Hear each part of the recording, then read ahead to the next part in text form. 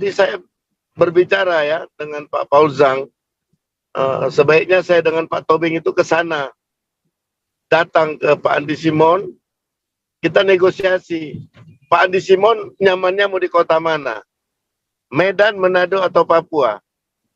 Nah, nanti setelah ada keputusan kita live dengan beliau. Saya bertiga dengan Pak Andi Simon live dalam satu momen di link Zoom.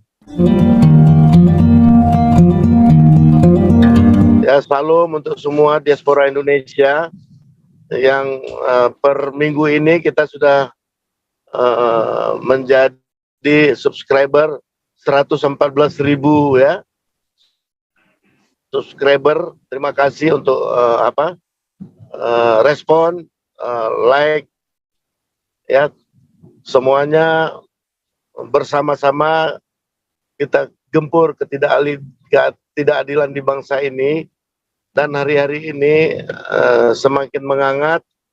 Apa-apa yang pernah kita bicarakan setahun lalu, 2 tahun lalu ya, semua mulai terbukti. Status hukum, ya, apapun yang kita pernah bahas, analisa-analisa dari teman-teman kita yang tergabung dalam link Zoom channel Panas Nitro 26 dan Negarawan 62 mulai dipertontonkan. Jadi analisa itu belum ada yang meleset ya. Terlepas dari orang menganggap channel kita negatif, penuh penuh sensasi, tetapi analisa dari para anggota kita dari berbagai belahan dunia, dari 139 negara, itu akurat ya, akurat banget. Jadi ini bukti bahwa orang-orang yang ada di sini tidak asbun, analisanya terukur. Pak Putih, maaf potong sebentar. Pak Ya. Aldo, saya cek di YouTube, sepertinya belum live itu. Coba cek ulang ke Bu Ana.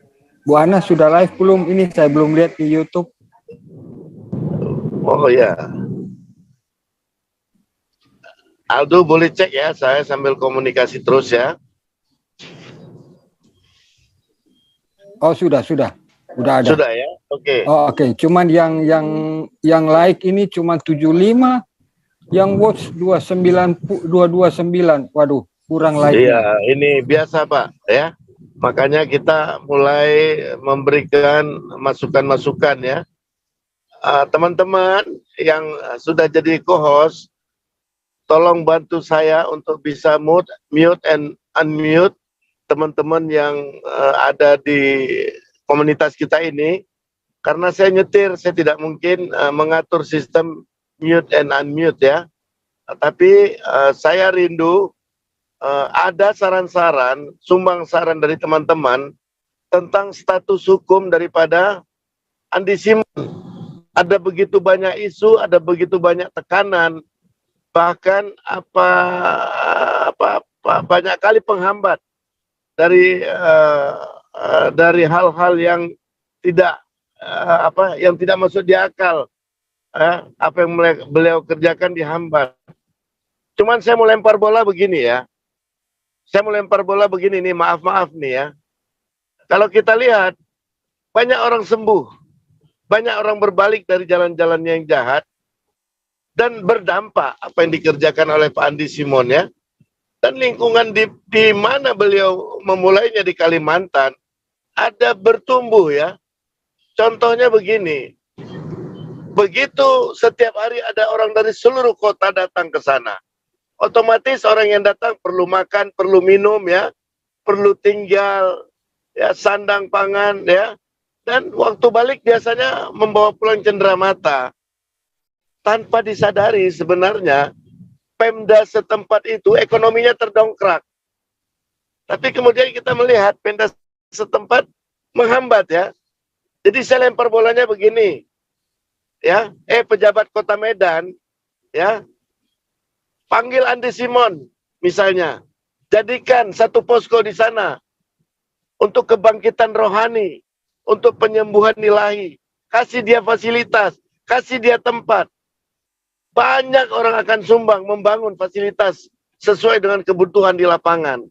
Atau Manado, ya, Ayo tarik Andi Simon bawa ke Manado.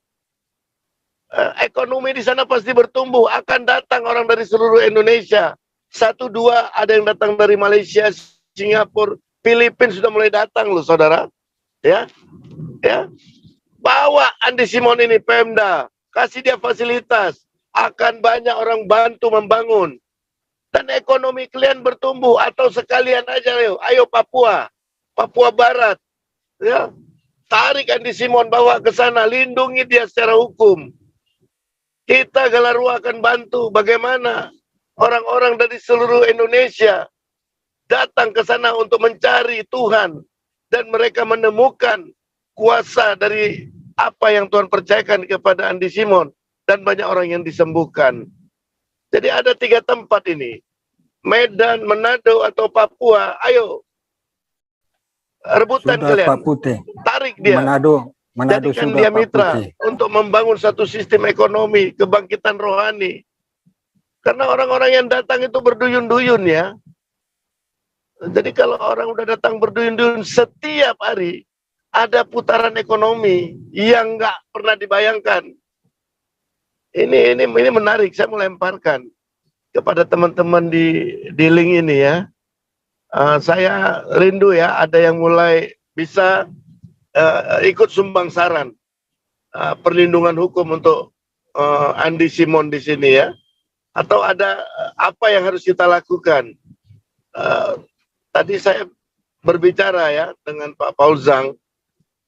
Sebaiknya saya dengan Pak Tobing itu ke sana, datang ke Pak Andi Simon, kita negosiasi.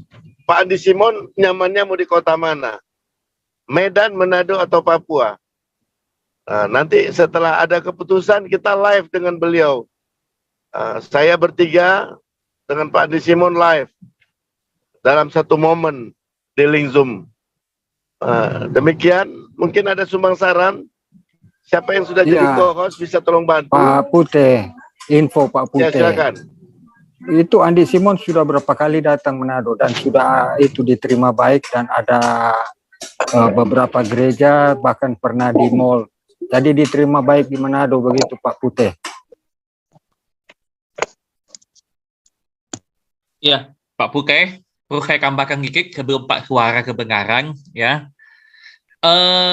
Memang kalau kita lihat memang dampak ekonominya memang kerasa banget gitu ya.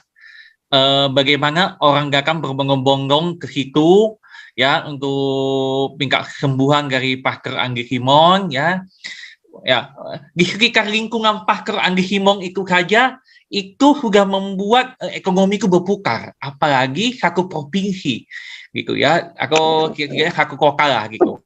Kenapa saya bicara begitu? Karena ekonomi ini sangat penting bagi rakyat kita di masa-masa pandemi seperti saat ini. Nah, yang saya sayangkan adalah kenapa dari kalangan kita sendiri itu justru banyak menghambat gitu, menghambat dalam arti menghambat pekerjaan dari Andi Simon ini gitu. Nah, ini yang sangat disayangkan. Apakah karena kedengkian atau iri hati atau apa saya tidak tahu gitu. Tapi yang jelas dengan adanya Andi Simon seperti ini itu bisa menggantungkan manfaat yang banyak dalam sektor ekonomi ya, dalam sektor bisnis ya, perhotelan hidup, rumah makan hidup, apalagi transportasi hidup, semuanya dihidupkan ya berkat adanya Andi Simon ini gitu. Nah, itu yang menjadi fokus kita juga saat ini, bagaimana kita bisa membukakan mata orang untuk berpikir yang jernih gitu, pakai akal sehat gitu.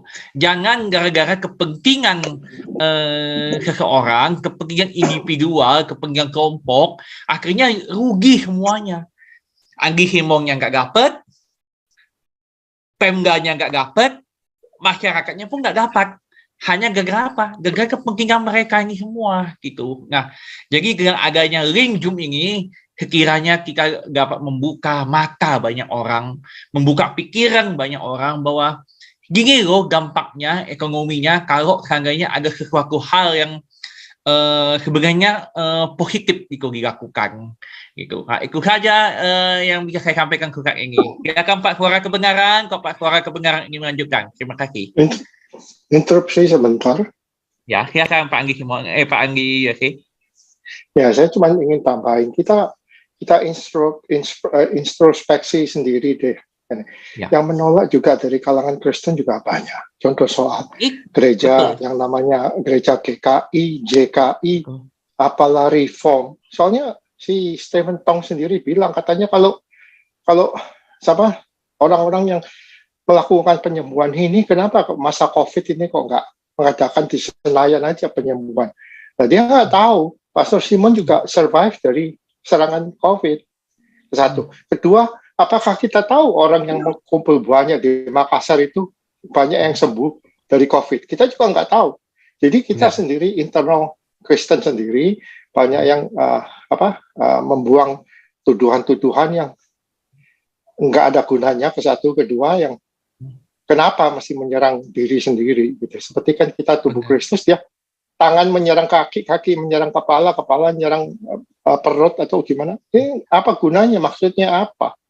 Nah, jadi kalau kadang-kadang Pak Adi Simon banyak COVID, penderita COVID yang disembuhkan.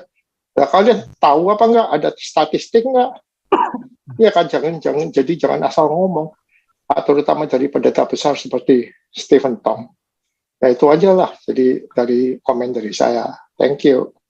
Ya, terima kasih Pak Anggi USA. Memang benar itu, memang karena yang kayak ukaran tadi, memang musuh kita justru kadang-kadang dari dalam kalangan sendiri gitu ya, gimana banyak mereka yang nggak percaya mujizat ya, yang juga ya macam-macam lah Pak Anggi gitu. Jadi memang ini harusnya kita benahi dan kita buka pikiran mereka melalui Zoom ini gitu, karena gara-gara masalah kepentingan dogma, doktrin dan sebagainya itu ya, yang dirugikan bukan hanya Anggi Simonnya saja, tapi seluruh pihak yang berkepentingan di dalam hal ini gitu.